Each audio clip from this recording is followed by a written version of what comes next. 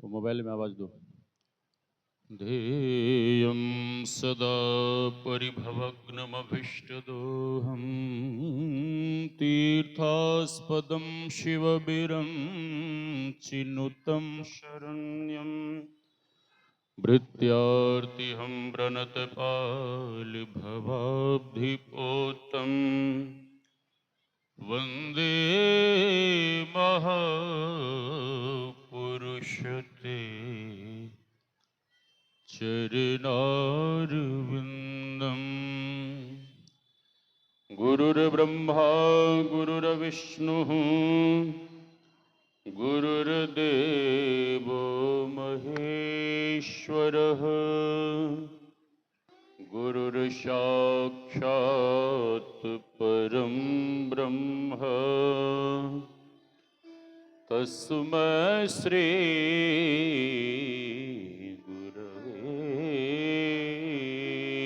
नमः। धन्य धन्य सद्गुरु सुखदो महिमा कही न जाय। जो कछु कहूँ तुम्हारी कृपा,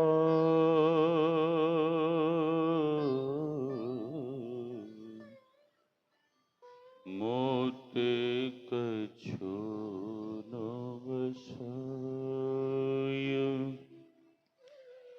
मेरा मुझ में कुछ नहीं, जो कुछ है गुरु तोय। तेरा तुझको सौंपता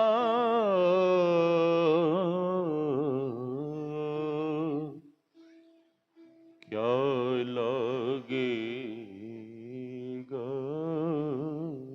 मोर, क्या लगेगा मोर। आसन पर आसीन परमाराध्य सदगुरु महाराज के युगल चरणों में कोटि कोटि नमन। इस अपने निवास में विराज रहे गुरु महाराज के लाडले लाल ज्ञान ध्यान के प्रतिमूर्ति ब्रह्मर्षि पूज्यपाद स्वामी श्री सदुरानंद जी महाराज के युगल पाद पद्मों में कोटि कोटि पदवंदन। इस पावन मंच पर विराज रहे पूज्य संत चरण, इस ज्ञान यज्ञ में पधारे हुए पूज्य गुरुजन, सत्संग प्रेमी महानुभावों, माताओं एवं भक्तिमती बहनों, आप सबों के भीतर विराज रहे परमात्मा स्वरूप आत्मा को हम वंदन करते हैं। श्री राम में सब जग जानी, करऊं प्रणाम जोरी जुग पानी। यही भाव लिए हम आप सत्संग ज्ञान रूपी गंगा में अवगाहन कर अपने तन मन और अंतःकरण को शुद्ध तथा पवित्र बनावें। कुछ कहने सुनने के पूर्व उच्च स्वर में गुरुदेव भगवान के नाम का जय घोष करें, ताकि यहाँ का वातावरण शुद्ध, शांत और पवित्र हो जाए। बोलिए श्री सद्गुरु। अब पीछे से तो बिल्कुल आवाज नहीं आई। एक बूढ़ी माई अपने गूंगे पोते को लेकर आचार्य श्री के पास गई और आचार्य श्री से प्रार्थना करती हुई कहने लगी कि बाबा मेरे पोते को आशीर्वाद दे दो। आचार्य श्री ने ऐसे ही थोड़ा प्रसाद देते हुए कहा कि ठीक है माई जाओ। मैया चरण में पड़कर रोने लगी। आचार्य श्री अपने सेवकों से पूछते हैं कि माई क्यों रो रही है। सेवकों ने कहा कि इसका पोता बोलता नहीं है और ये चाह रही हैं कि इनके पोते को आप आशीर्वाद दें और इसका पोता बोलने लग जाए। जब माई बहुत रोने लगी तो आचार्य श्री को दया आ गई और आचार्य श्री उस गूंगे बालक से कहते हैं बोल बच्चा श्री सद्गुरु।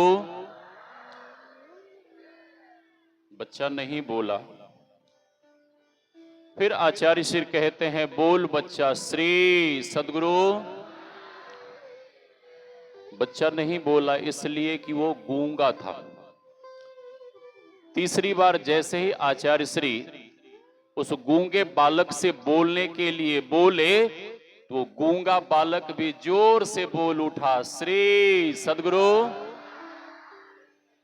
महर्षि व्यास कहते हैं मूकम करोति वाचालम पंगुम लंघयते गिरिम यत् कृपा तमहम वंदे परमानंद माधवम।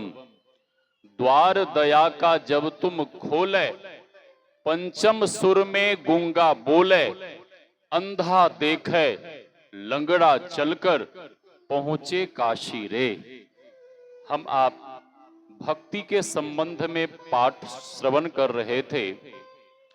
भक्ति से तात्पर्य है सेवा। पूज्यपाद महर्षि शाही स्वामी जी महाराज की वाणी में सेवा से सद्गुण क्या है? सेवा से सद्गुण हैं आते, जिससे जीवन दुखमय होता। हाँ, याद है आप लोगों को? श्री सद्गुरु पूज्यपाद कहते हैं जिससे जीवन सुखमय होता। महापुरुष कहते हैं तन पवित्र सेवा किए। तन को यदि पवित्र बनाना है तो सेवा करिए। किनकी सेवा?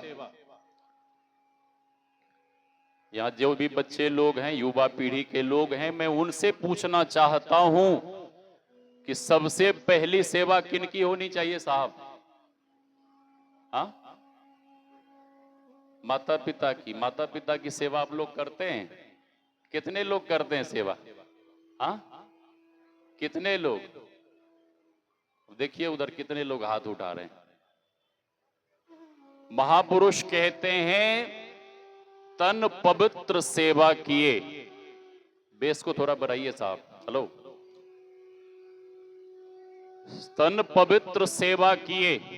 तन को यदि पवित्र बनाकर रखना चाहते हैं तो अपने से बड़ों की सेवा करिए, सम्मान करिए। और सबसे पहली सेवा माता पिता की होनी चाहिए। लेकिन इस कलिकाल में लोग अपने माता पिता को अपशब्द कहते हैं। लोग अपने माता पिता का अपमान करते हैं। लोग अपने माता पिता को घर से बेघर कर देते हैं।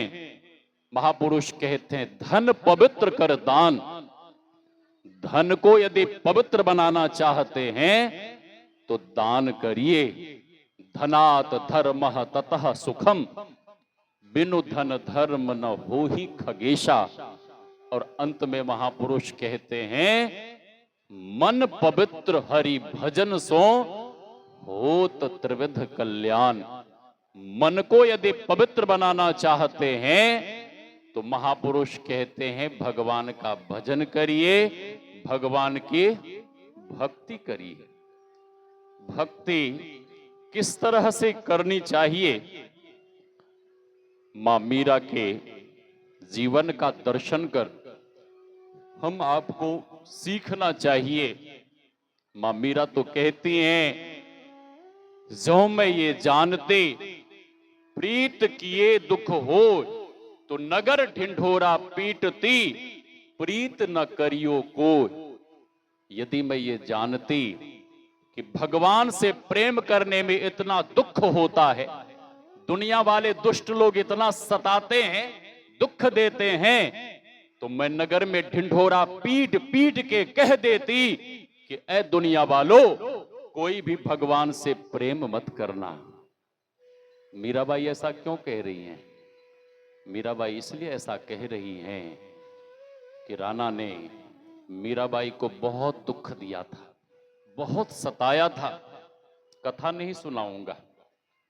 आपको भक्ति करनी है तो मां शबरी के जीवन का दर्शन कर, मां सहजोबाई जनाबाई के जीवन का दर्शन कर, हम आपको सीखना होगा कि भक्ति कैसे की जाती है।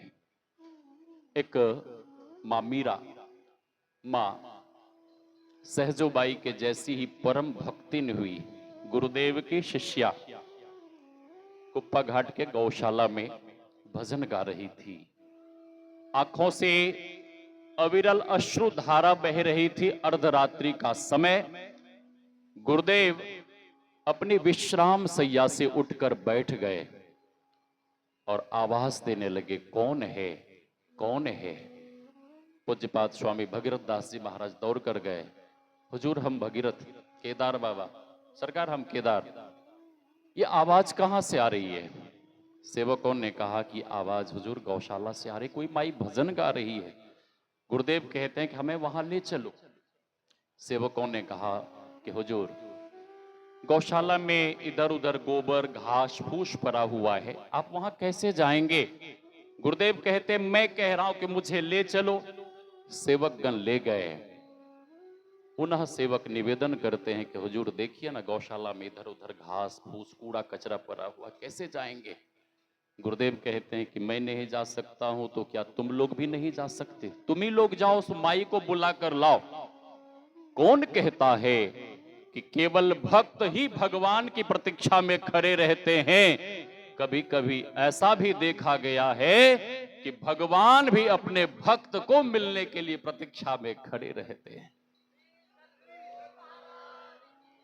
ध्रुव जी महाराज ध्यान में बैठे थे। भगवान को जब पता लगा तो भगवान गरुड़ पर आरूढ़ होकर भागे भागे आए।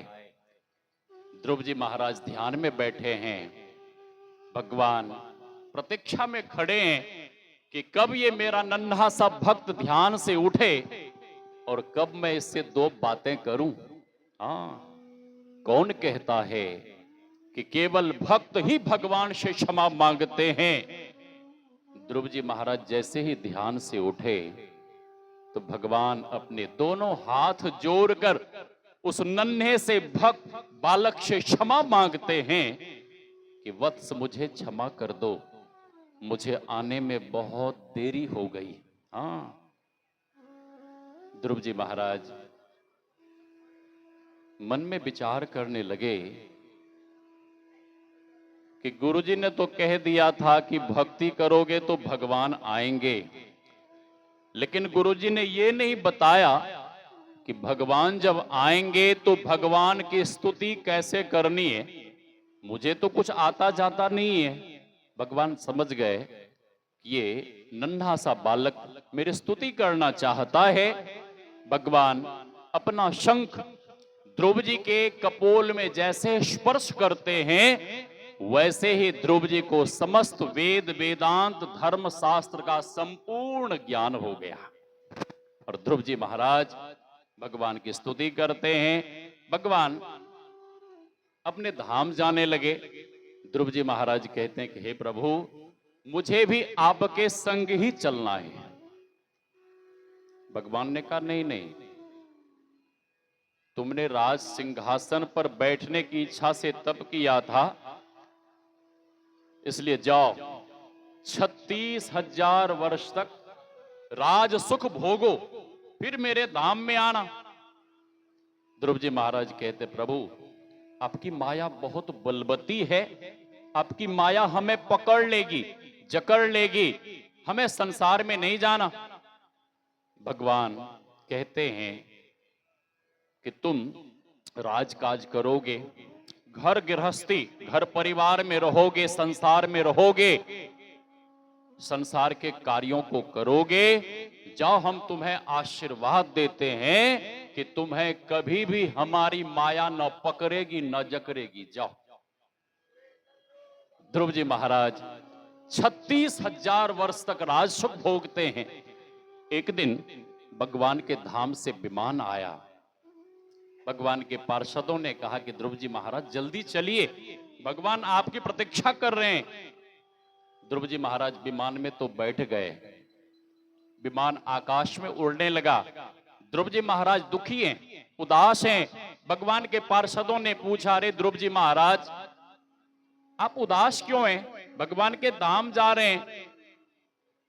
ध्रुव जी महाराज कहते हैं, क्या कहूं, जल्दी जल्दी में मैं तो विमान में बैठ गया, मेरी मैया तो घर में ही रह गई। मेरा तो उद्धार हो जाएगा, मेरा तो कल्याण हो जाएगा, मेरी मां का कल्याण कैसे होगा?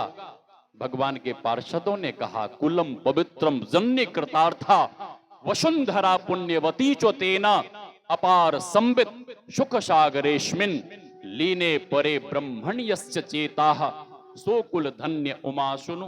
भगवान शंकर कहते हैं। भगवान के पार्षदों ने कहा, अरे ध्रुव जी महाराज, जिस कुल में आप जैसे संत का, आप जैसे भक्त का जन्म होता है, उस कुल की एक पीढ़ी को कौन कहे, उस कुल की तो 7-7 पीढ़ियां तर जाती है महाराज। आप कैसी बातें कर रहे हैं, जरा सामने तो देखिए।